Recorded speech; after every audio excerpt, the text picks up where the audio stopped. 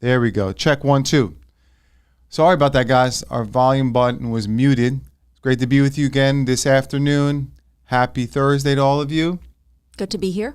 Yeah, and so my wife and I, Pastor Anna, we are here celebrating the beautiful days of summer, and I encourage you to just to enjoy the season because it's coming to a close quite quickly.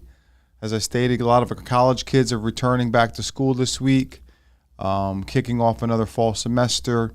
Our kids, K through 12, are going back in a few weeks after Labor Day.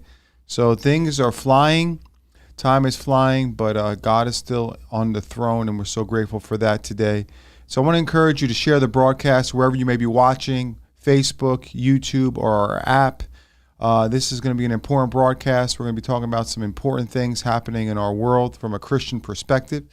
So I hope and pray that you will be able to do that and help us spread the word, that we'll be able to interpret cultural things through a biblical worldview. If you are giving on our app, just want to give you encouragement. We changed our app giving page to another link. So I want to encourage you to make sure you've upgraded. If you do give online via our app, that you upgrade it and making sure that you're giving to the right connection. It's still a Impact Church. It's now just legally Impact Church. Before it was Abundant Life Church, our old name. And so just for those who are watching, who may be giving from a distance and not part of our family, but giving online, just want to encourage you to do with that. With that said, a couple quick announcements as we begin. First and foremost, tonight is our prayer meeting, 7 o'clock. We're here, again, continuing to contend for revival, continuing to contend for a move of God, and continuing to contend for our families, our children, and for God to give us strategy. And no better place to be than in the house of prayer. So that's tonight, 7 o'clock. Be there. Also, next Wednesday, Soul Winning Wednesdays with evangelist Gary Christie on the Ocean City Boardwalk. It's a great way to be able to reach people who don't know Jesus. And so if you want to join us, 7 o'clock between 11th Street and the Boardwalk there in Ocean City, you won't be disappointed. Coming up right around the corner, September 10th, is our Encounter Sunday. Once a month, we have an Encounter Sunday. We're so glad to have our dear friend of our house, Ned Merriman, who's pastoring in Fort Walton Beach, Florida. He will be joining us September the 10th. That's at 10 a.m. and 6 p.m. services. You're not going to want to miss it. He comes with a strong prophetic message on what God is saying to us and how to interpret the times. So join us for that as we kick off the fall season. Next week, I'll be back on Real Talk by myself on Thursday at 4 o'clock. I'm encouraged and excited about that, so join us with that. So without further ado, we are here to talk about several things, and so I'm going to turn it over to Pastor Anna as we kind of begin our conversation. Sounds good. Yeah. All right. Well, I had mentioned the BRICS before. And by the way, at any time, if you just have questions or, maybe I'm talking about something and you're like, I just need clarification on something, you can always just, type your questions in. We'll be able to answer them as they're coming in. But BRICS are the countries Brazil, Russia, India, China, and South Africa. And what is interesting is that next week, basically August 22nd through 24th, they're going to be meeting in Johannesburg, South Africa. Putin is going to be zooming in since he is, wanted for different criminal things, but whatever, that's besides the point. But they're going to be talking about, they're going to be discussing their own currency. That's going to be the big topic. That's like leading up to it. That's what everybody's talking about. I don't know about you guys, but I really haven't heard about BRICS since maybe the last 4 or 5 months. So I guess if you're online, you want to follow it's BRICS, right? Mm-hmm. That would be something as a Google to type in if you're interested in finding out more about this coalition of nations. BRICS. But the surprising thing, when I did a little more research, they have actually, as far as the 4 countries, BRIC, Brazil, Russia, India, and China, as far as the leadership, they've been meeting for the last 17 years. Never knew that. It just never seemed to come up, right?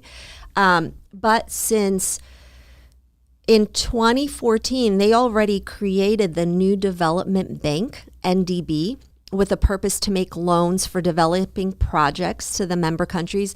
And why am I giving you the background? I just think it's important to understand what is happening around us, even though it's not in America. I think we now realize that countries all around us, they actually impact us as well. So they basically copied the World Bank, and between those four countries, they developed it with a purpose to make loans for developing projects to the member countries, okay, which would be those countries. In 2015, they created the contingent reserve, basically copied the IMF of the world, the International Monetary Fund, okay? So more and more over the 17 years, they've become more and more sophisticated. At this point, after 17 years, they've come up with a shared currency. Now, if we're going to be unpacking it a little bit, but I'll just let you know, Saudi Arabia, which we know is huge, right? A very important country. They're buying a lot of soccer players up right now. If you follow world football, a lot of soccer players, a lot of football players are leaving Europe to take millions upon millions of dollars in contracts.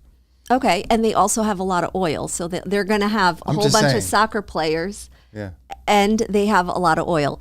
But they are going to be included in these countries. They're going to become part of the membership in August, like the 22nd or whatever. And there's about 13 or 14 countries on the waiting list to become part of this membership. Now, let's think about this. Saudi Arabia and Russia are the 2 out of the 3 largest oil producers, right?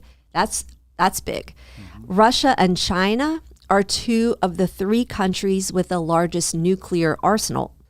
Now we're looking at, when these countries come together, now we're looking at 50% of the global population is represented in the countries that now would be coming together. The question is, why do they need their own currency? Why do they want their own currency? Well, besides just wanting to destroy the U.S., maybe some of them, definitely, but they also don't want to be dependent on the U.S. dollar, which right now is the global currency. We know that, right? So we know that having our dollar, our country's currency as the global currency, gives us so many different advantages. Like, we would never be able to print money and have all the debt that we have, which we're not saying is a great thing, but it definitely gives people the opportunity to live better, easier lives. We would never be able to do that unless we're a global currency. But part of why the US dollar has been so successful is that there has been trust in the US dollar and the market. There's never been this feeling like the US is going to default on something. Well, the U.S. broke that trust when they responded to the Ukrainian-Russian war, right? I'm sure we unpackaged that at some point. They froze the U.S. Treasury assets of the Bank of Russia, which was unprecedented. It's never been done before. Even during Hitler's time, we never messed with the money, right? We never messed with that. It's basically like defaulting on that. So Russia made the money. They bought the treasuries, and so they were entitled to the principal and the interest. But the U.S. basically said, no, you can't have it. Mm-hmm. So everyone in the world was watching, right? Everyone, I'm sure many countries were thinking, well, what if we do something that the U.S. doesn't like? Are we going to be handled in the same way? Obviously, these countries are looking out for their best interests. Many of them hate America, but others just are watching out for their best interests. They're looking at the social issues and how crazy America is. They're looking at the debt that we are accumulating like crazy. And they're saying, I'm not interested in this. Like, this is basically our actions in that sped up this process incredibly.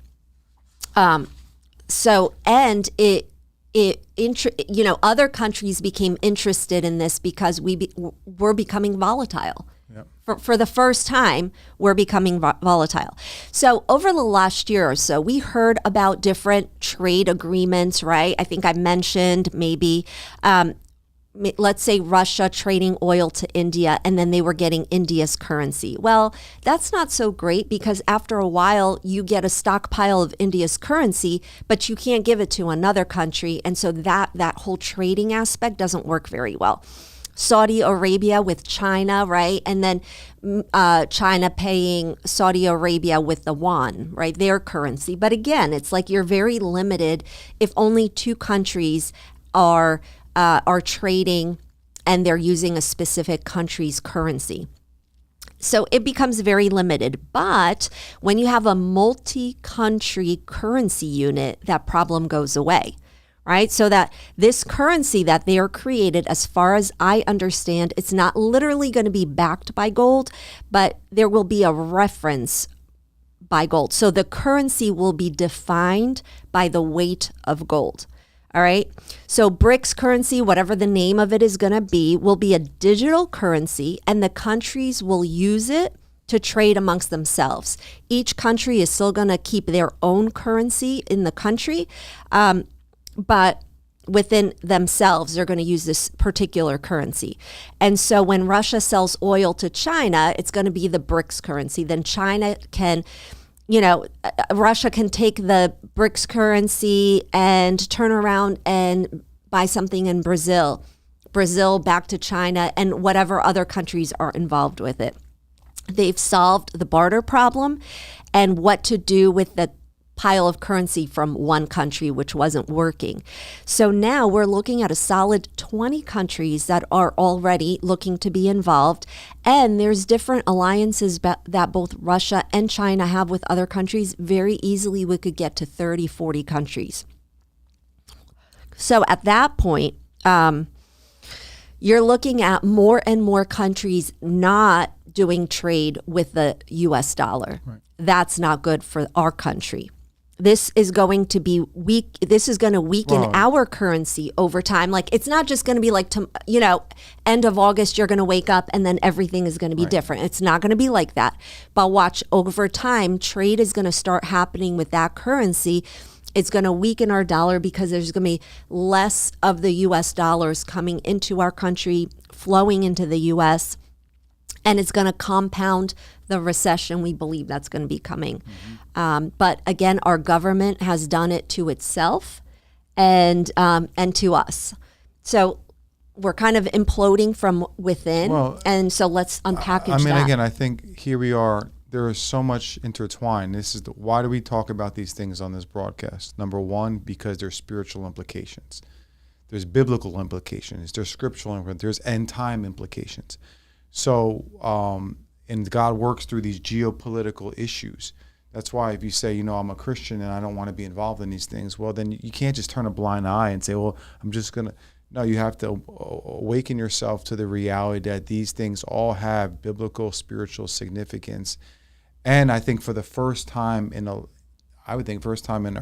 it's knocking on our door, right? So, we've gone through various crises through the American history, but I think for the first time, what's happening is that economically we're imploding, and because we're imploding economically, inflation. I guess you want to say in the '80s with Jimmy Carter, inflation was high. It's probably as high as it is now, or even higher, and so there was a crisis, and then Reagan came in.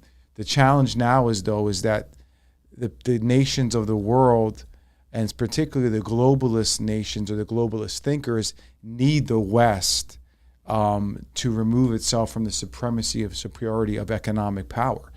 And they're using this crisis, whether it's partly we're doing it to ourselves, poor governance, and then the trading issues and the globalism going on between nations. All this stuff is kind of a big crisis coming. It's hitting, and because of that, they need the West to fall. They need us to fall. They need the nations of the West to fall, and that's going to create another currency to become the reserve currency. Well, it doesn't even need to become the reserve currency. it's just going to either way, the way that they have it set up, no matter what we do at this, it's just a challenge. They're not even looking to become the world currency. What's going to happen is that there's just going to be less and less of the dollars coming into America. You know, for that to change, it's still going to be a while, right? But we're going to be impacted tremendously because there's going to be less of it coming into our country, and we have been. That's basically what we produce is dollars. The one thing we produce in this country is dollars. We've exported our major corporations and the stuff that we do, right, to the others. And so we export the dollar bill, and that's where we're getting our money from. And so if less of it is being used and less of it is being wanted, we're going to be hit tremendously. But I think the spiritual implications, you just see how pride comes before a fall type of thing, right? Mm-hmm. How just our country just thinks that there are no consequences to whatever we do. The whole idea of printing of money, we have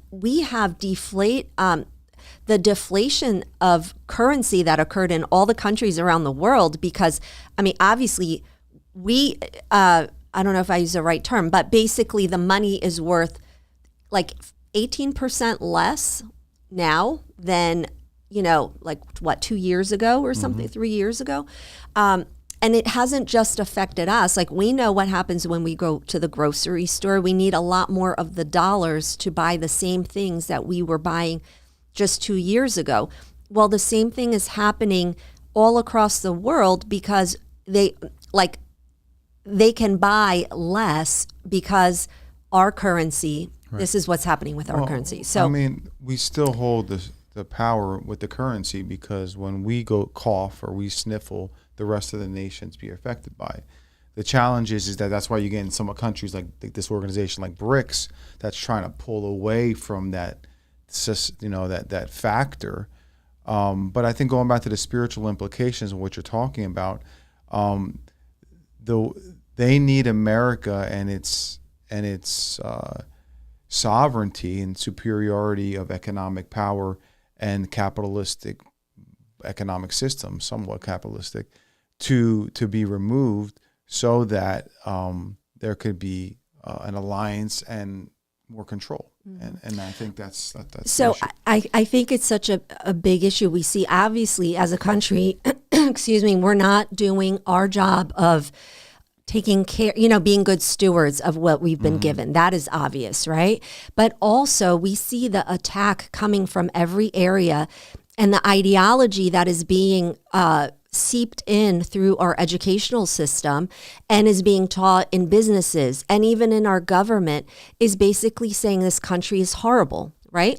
Everywhere between deconstruction, see our critical race theory, all the division. So basically the attack coming from every direction is that inside our country, because nobody else around the world could take us down. Only we ourselves could take us down. But if our kids and even our young adults and even our 30-year-olds, so on and so forth, if they think that our country is horrible, if there's nothing good in our country, which is what they are being taught, then why would they fight for our country? Right. Why would they make good decisions? Why would they think there's something worth saving? They wouldn't, because that's all they know, right? And that's why it's so important to not allow, to basically fight as much as we can to the last standing man. To resist. Because, and do our part in teaching. First of all, we need to know what the true history is. And then we need to teach others around us, or just share. Forget teaching. Just share with others around us what truth actually is. And you were talking about like the last straw in when a civilization. Yeah. So this is, I think, going back to your point of being a student of history, not just American history, but just world history, to know at least a generic understanding of kingdoms and the reign of most kingdoms. And scholars and historians say the existing kingdoms that have been throughout the earth have been basically running for about 240 years, and then that empire or kingdom would fall. Well, we've surpassed that as a nation in our existence to operate in our form of government, which is a republic. So, and one of the key markers of every one of those kingdoms was the moral compass and the moral decay of that society or that kingdom or that reign, that once they hit a certain place where homosexuality, bestiality, all these different types of immoral, heinous sexual acts were in the systems of those nations or kingdoms, is the last straw when then they fell. Mm-hmm. And we kind of see the same pattern happening right now with us. If you remember, and again, I encourage you just to throw this in real quick before Pastor moves on. The Harbinger book by Jonathan Cahn, he wrote Harbinger 1 and Harbinger 2. I encourage you to reread that. But if you think about what happened at 9/11, what was that? That was a wake-up call by God to shake this nation, saying that you're not as secure as you think you are. Exactly. Think about it. We got hit in the financial capital of the world. The two entities of a physical stature got demolished. What was the implication? To show us that as much as we want to pump our chest and say we know it all, and we're financially secure and all these different things, in charge of the world markets, we could be humbled like that. And I don't think we quite understood what was happening. God's hand was removed, and so he gave us a moment of repentance. 19 years later, we have now this crisis going on with COVID right in the same area, coming through the eastern gate of our country, through China into our nation of New York, northern New Jersey. Similar situation in different form, a pestilence, biblically, and to show us that we haven't repented. We haven't acknowledged the fact that we need God. Mm-hmm. We've actually gotten worse. Yeah. So that's the scary part of it, is that there is spiritual and then there's the natural consequences, and we're seeing it unfold between our eyes, and we're kind of doing a play-by-play, quite honestly. Like, that's what's happening. It's a play-by-play. Yeah, and our country doesn't have to fall, but we do have to repent. And that's the whole thing. Like, you look at Israel, right? And because again, we were modeled after godly principles, just like Israel obviously was. And you see, when it got to the point that everybody was doing what was right in their own eyes, that's when the fall would come. Or, they needed a deliverer, or but there was that point of repentance. There was that point of like, Lord, we messed up. Like, we need you. We need you. You are our deliverer, right? And I think that is definitely where we're at right now. And listen, it never takes the whole nation. It's never about the whole nation. I believe if the people of God would humble themselves and pray, everything could change. Well, you think about Abraham, right? God was looking for, how many people, that righteous people in Sodom, that could potentially resist the destruction of it. And he couldn't find 10, less than 10, right? And so I think that's the point. He's looking for a seed, a remnant. And I think there is a remnant. There's definitely a remnant church. There's definitely people just like us. If you're watching and you're believing the same things we're talking about, there's a lot of Christians out there that understand clearly, discerning the times and recognizing, and this is the point, your theology can't go on one soul string, that God is sovereign and he'll work it out. And no, there is our responsibility as co-laborers that we can actually change the face of a direction in a decision, just like Moses did, crying out for mercy when God wanted to wipe out Israel because of their stubbornness, right? And God said, okay, Moses, for your name's sake, and I'm going to relent. I'm going to repent. God said, I repented. I turned from my decision of going to bring consequence and judgment and said, okay, I'm going to bring mercy. So now I want to pivot, because we did talk about how, I wanted to give you that information, and, we'll see as things go. But I wanted to focus on our country now. And basically we were talking about just the sin, the sexual sin, and where we are. And I want to bring up Admiral Rachel Levine. And it's a trans female, so a male that feels like he is a female. So this admiral's job is to fight every day to improve the health and well-being of all Americans. That's what this admiral is hired to do. And his title is the Assistant Secretary for Health for the Department of Health and Human Services. Okay. So I don't know that I feel really good sleeping at night knowing that this person is there to fight for my health, knowing that this is the process that he went through transitioning to become a female. But what I would like to do is just tell you what this admiral has said is very good.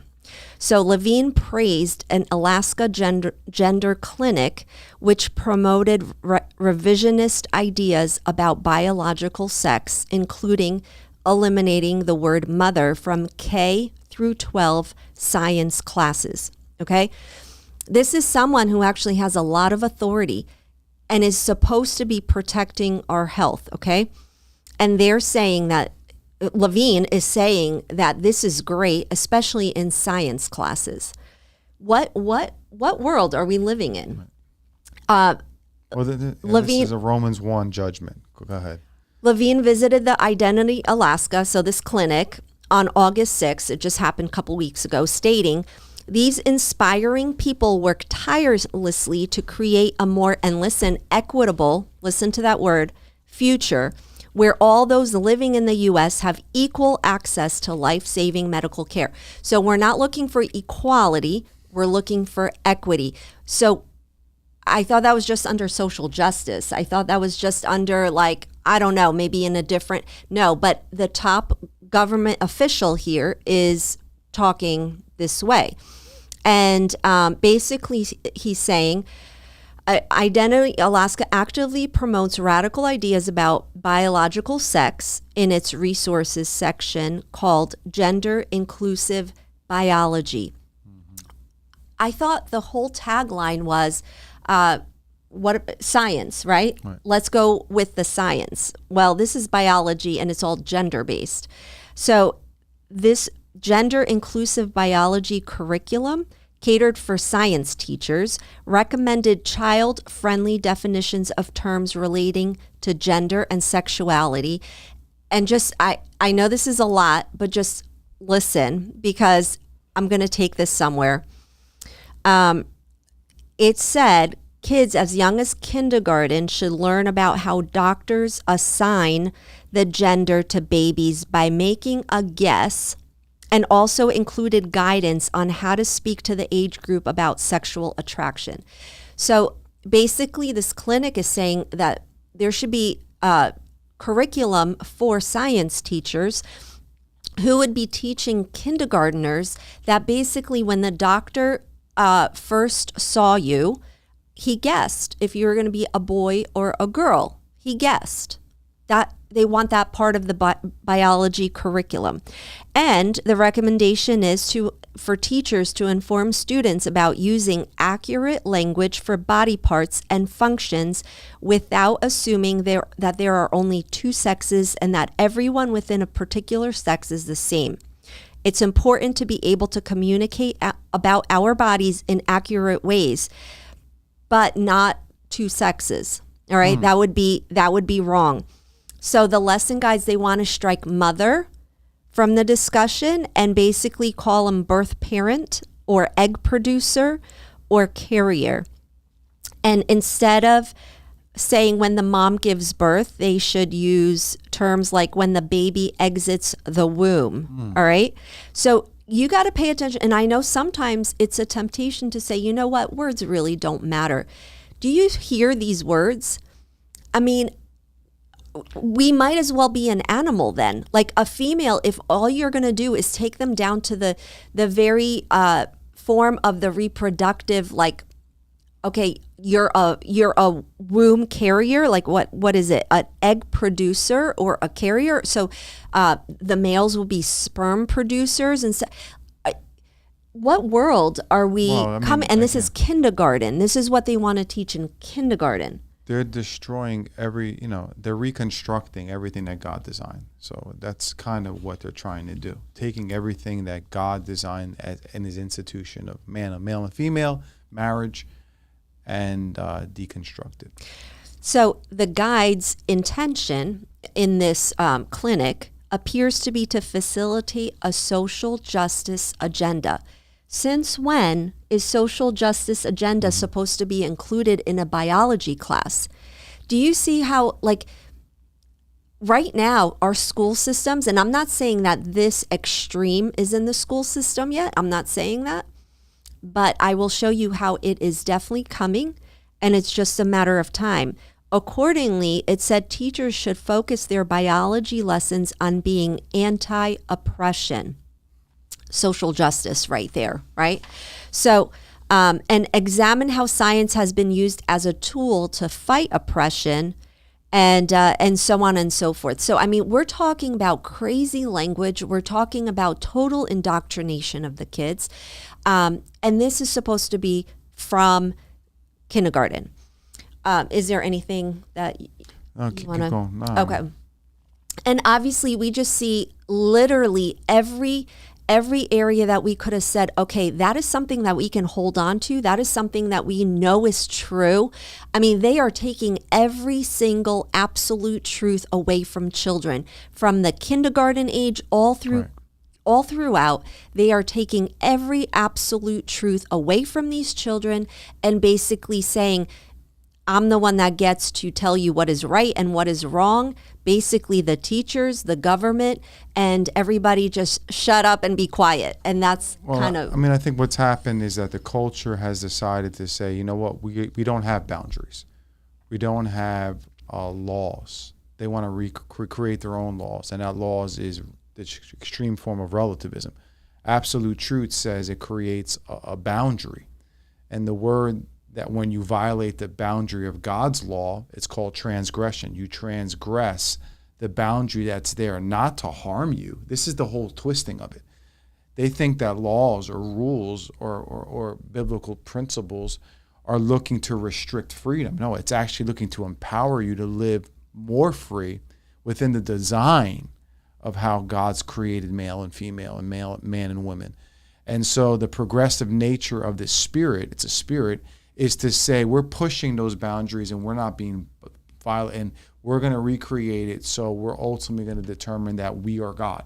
That is the ultimate. That's the ultimate goal, and that's the evil spirit, Yeah. the Antichrist spirit that is over our world right now.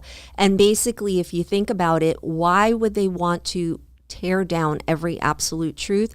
It's because of the absolute truth giver. There's only one that can give us absolute truth, and they just want to destroy everything that would remind one of God, everything that would say, yes, truly there is a God, and they want to become like. Well, and that's why a lot of these other nations are laughing at us.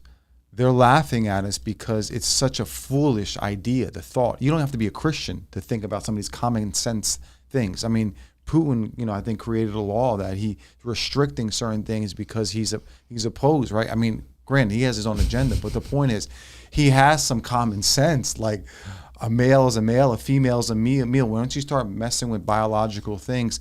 Those nations he knows that that's how a country implodes, and he's not about to have his country implode.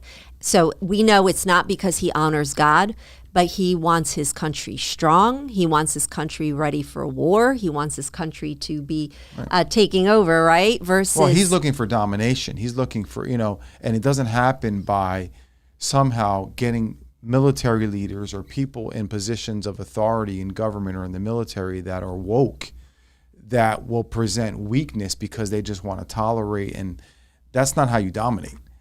You know what I mean? That's just promoting weakness from a standpoint of a nation. That's how you implode.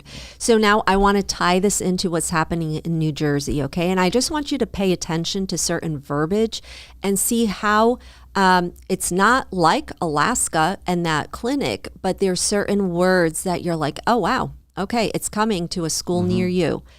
So once again, if you remember, couple weeks ago, New Jersey, the New Jersey government or educational school board, but over the whole state, they passed new legislation that regarding the language that is to be used.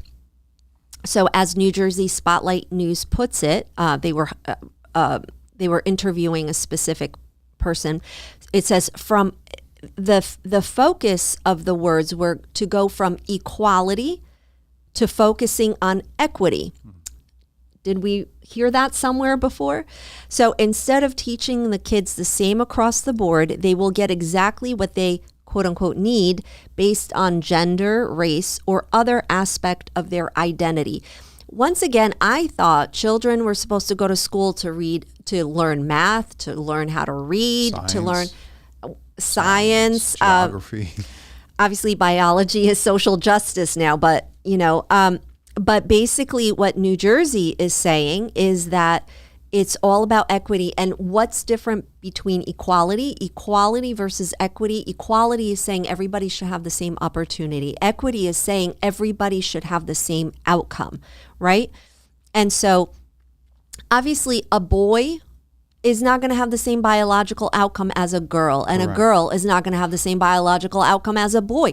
Impossible. Well, it's happening right now with the whole transgender, where you have men in women's sports, and they're breaking all these records by women because they're biologically stronger and more capable than, for example, lifting weights than a woman would be. So we're like.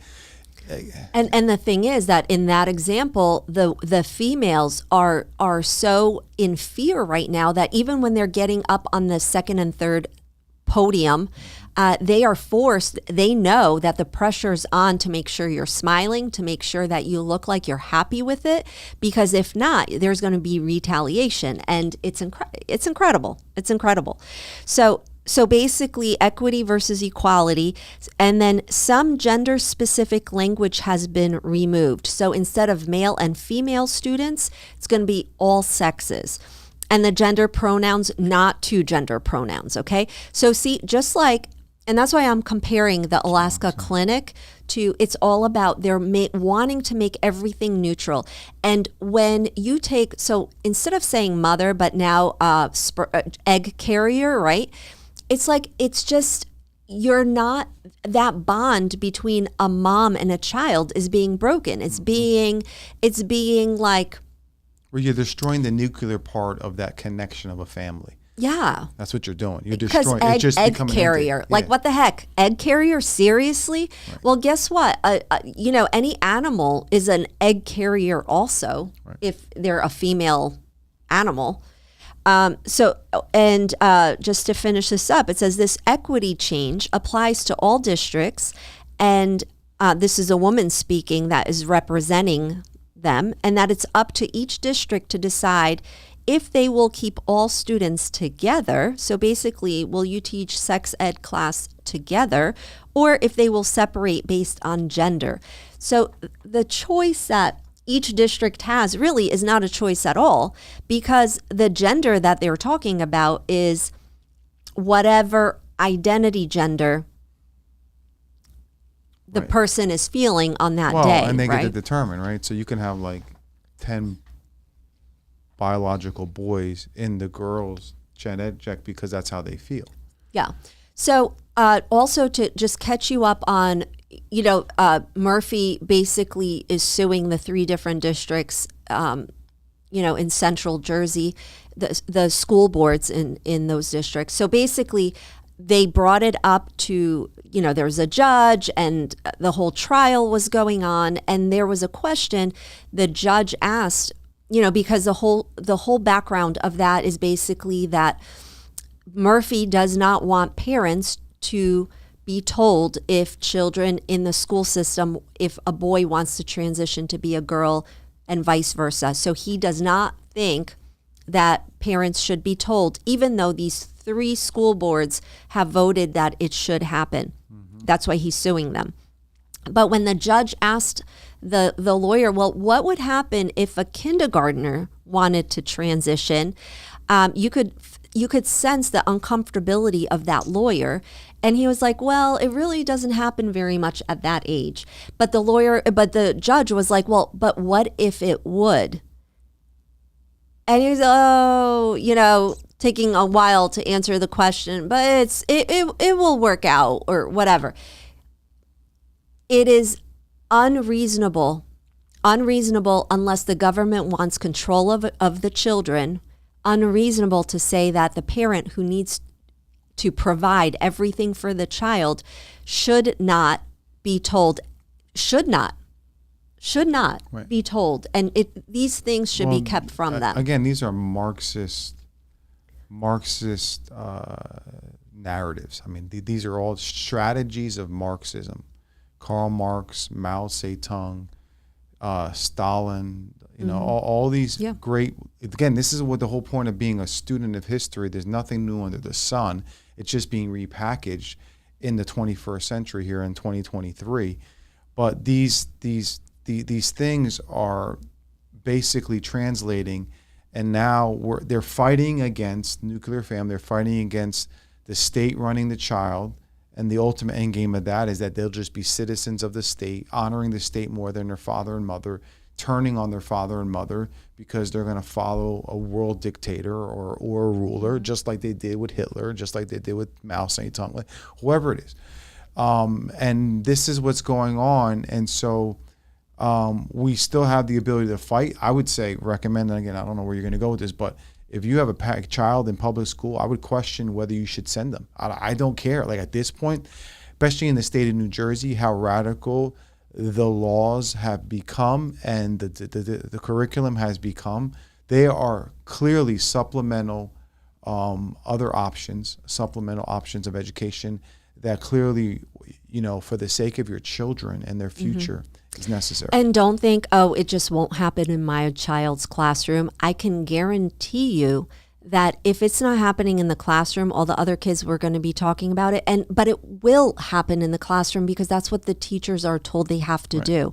Now, granted, there's some good teachers that will just kind of, quickly go through it. You can't guarantee that, and you can't guarantee what they're going to be, the bathroom that they're going to go to and who else is going to be using that bathroom. You can't be thinking it's not going to be my child, because if you do, you're just not you're not wanting to face what is actually happening in the school system. And so one, I would say definitely if at all possible, get your child out. Well, and I think the other issue is that particularly the age of the child, that the child is young. They're fashionable. They're being formed, like you're talking about. They're still trying to develop, right? You want them protected from these things. You want the Word of God. You want Deuteronomy 6 to teach them, wrap them around the tablets of their heart, right? Teach them, let their mind be renewed with history, but from a right perspective, all these different things. There's options, co-op programs, homeschooling programs, Christian schools. And if you homeschool, it doesn't mean you have to do it all by yourself. There's so many other things. But I do want to share this. This is from a Chinese immigrant who was a witness of Mao's political purge, okay? And she is warning against indoctrination in public schools.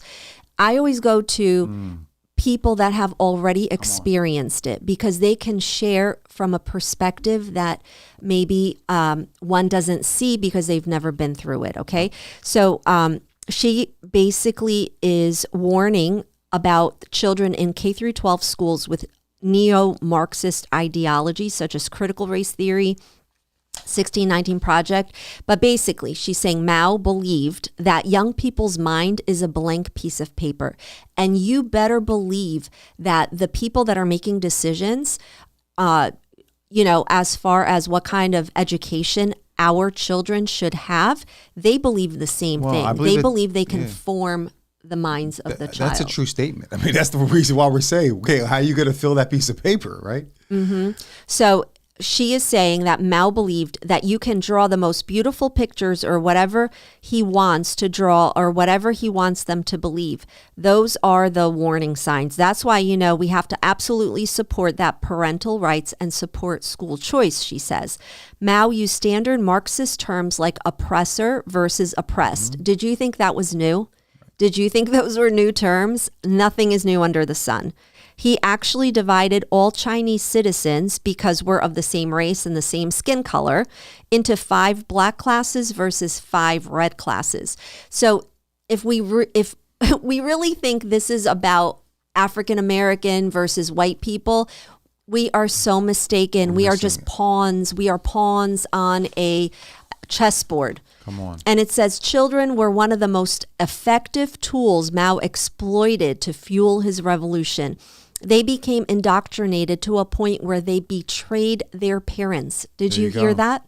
To the communist state in order to move upwards in class, she said.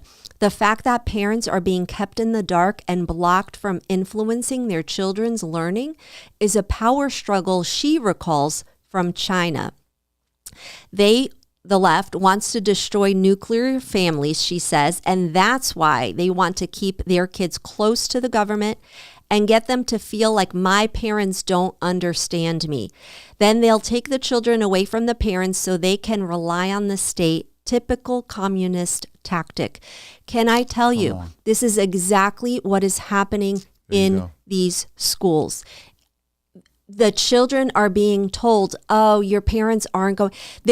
Right now, New Jersey is basically saying that the parent is the enemy. Correct. The parent is the enemy. We have to keep this information away from the parent. Your parents aren't going to understand. Your parents, so we'll protect you. Your parents don't know what, they're not going to support you. Obviously, it's not like they're looking for your best. We, the government, are going to protect you and will help you. That is a communist tactic. Well, it's a classic Marxist strategy. We're here to divide and conquer. Divide classes, divide families, divide through race. That's why this whole thing with the race that you're talking about, it's the biggest vice and the biggest pawn card that people play. The reality is they're just looking to divide each other. So then we will have to look at some other power, which is the state, to tell us how to fix these things. And so I want to encourage you today, share this broadcast. It's very important. Prophetically speaking, we are speaking prophetically because it's not just about spiritual things. Prophetically, we're interpreting the times, and trying to go, again, a lot of prophetic stuff. You go back to study history. History repeats itself to prophesy what's going forward. And that's exactly what Pastor Anna just did. She's just telling you the greatest evidence that this stuff is not nothing new is the fact that you're going back to people who were involved. That's why this is such an important broadcast, because we're looking to understand history so it can, because history repeats itself to predict our future, of saying when these chess pieces move, they're another sign. And so, and this is one last thing, and then you can turn it over to you.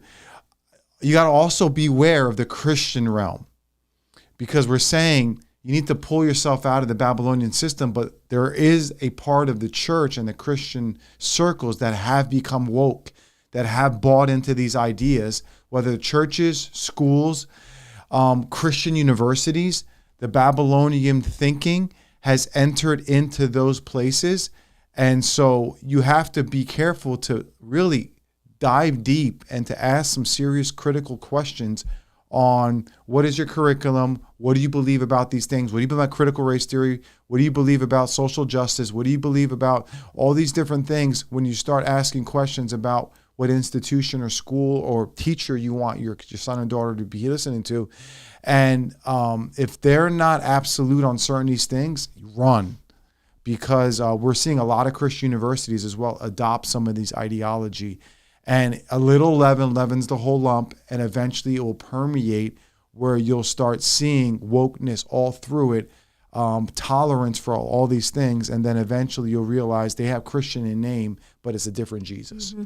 Well, and I can tell you, this example this woman gave of Mao, right? Because that's where she was coming from, China, but I can tell you it was the same thing in Russia. They indoctrinated the kids. Kids turned against parents. I could tell you the same thing happened under Hitler, indoctrinating the kids, because kids are, whatever you teach the children, that's what they're going to know. And if they're in school in a indoctrination camp for 7-8 hours a day, what do you think is going to come out of there? So you need to really take stock in what is the season of time that I'm living Exactly. in? What is actually happening all around me, and what is my part to play? If I have children, protect your children. You cannot keep them in somewhere that is going to indoctrinate them and hurt them in the long run. And if you have children or don't have children, we need to stand in the gap and protect other children. The good news is that there are pockets in New Jersey that people are standing up and they are fighting. We need to be fighting here in Cape May County. And I would encourage you, I'm going to be going to Upper Township school board meetings as well as Ocean City school board meetings. If you're interested in joining me, let me know. The more, the better. We need to protect the children that are in our communities. I hope you do the same. Yeah, and I would just say, this is all part of the responsibility of the church. So find yourself a Bible-believing church, someone that's preaching this stuff, that's not afraid to talk about these things, because this is the stuff that you and I are living in. We're living that. That's reality, all right? And the reality is that ultimately we need to be equipped. We need to train an army. We need to train soldiers. We need to train people who will not back down and who love Jesus well, share the gospel, win souls, heal the sick, everything. We want the full gospel. But we also need to be aware of the strategies and the schemes of the devil. And obviously they're coming for our family. They're coming not just for our family, they're coming for everybody, right? Eventually they're going to come for the church. Well, they're starting with the church. I mean, that's my point. Yeah. Censorship, religious freedoms, it's a universal thing.